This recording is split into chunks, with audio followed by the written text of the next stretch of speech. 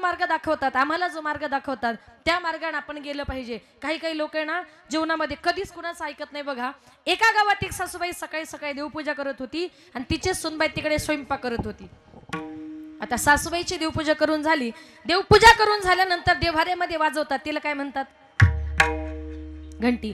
त्यांचा देव्हारा मोठा असल्यामुळे त्यांच्या देव्हाऱ्यात घंटी नव्हती तर चांगला मोठा घंटाच होता. आता सासूबाईची देवपूजा करून झाली, सासूबाई घरात तिकडे तिकडे घंटा शोधू लागली, तिला घंटा काही मिळेना. तिनं आवाज दिला, सुनबाई अगं देव्हाऱ्यातला घंटा कुठे बघितला का? ती सुनबाई पळत पळत आली, सासूच्या हातात घंटा दिला. सासूने घंटा हातामध्ये घेतला, बघते तर काय घंटा बर्फासारखा थंडगार पडलेला. सासू म्हणते, सुनबाई अगं घंटा कुठे ठेवला होता? म्हटली, आत्याबाई आवाज सकाळपासून फ्रीज मध्येच होता. अगं घंट्याची जागा देव्हाऱ्यात तसे का फ्रीज मध्ये?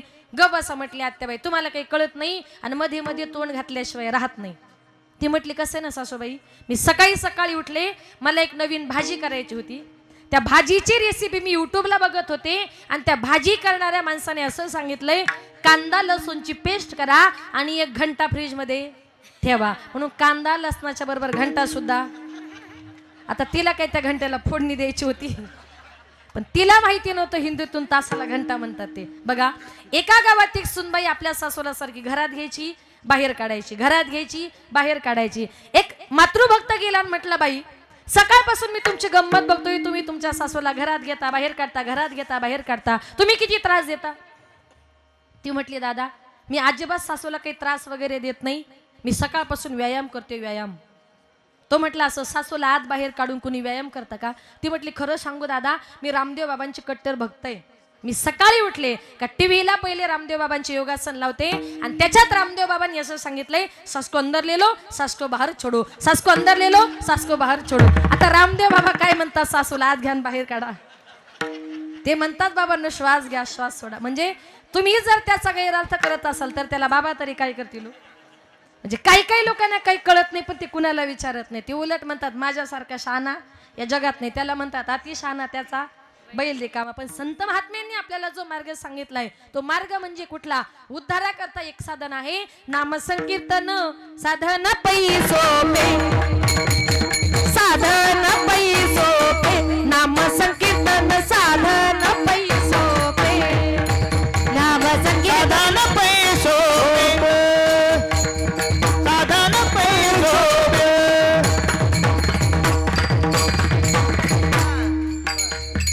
साधन पै सोपे, नाम संकीर्तन साधन पै सोपे, नाम संकीर्तन साधन पै सोपे, नाम संकीर्तन साधन पै सोपे.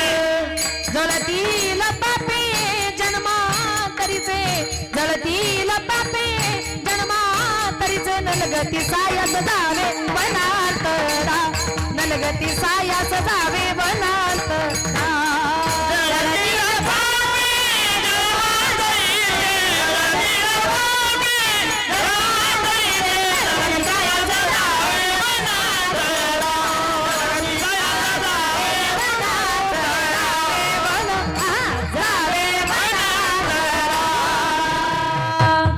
नाम संकीर्तन साधन पै सोपे, जळतील पापे जन्मांतरीचे. कलियुगामध्ये उद्धाराचं साधन आहे ते म्हणजे देवाचं नामचिंतन. एवढा मोठा जगाचा बापा, एवढा जगदानी